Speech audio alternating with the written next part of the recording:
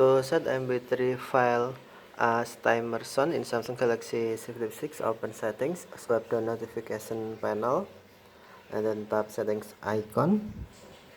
Scroll down settings screen, find apps, and then tap apps. Select Samsung app settings, and then tap clock. Next on timer, tap sound, and then tap plus icon. Here you can find your MP3 file you want on track, album, artist, or folder. Okay, for example, this MP3 files.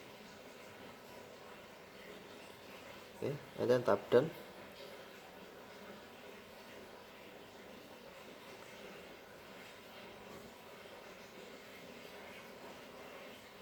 Okay, thank you for watching. Have a nice day.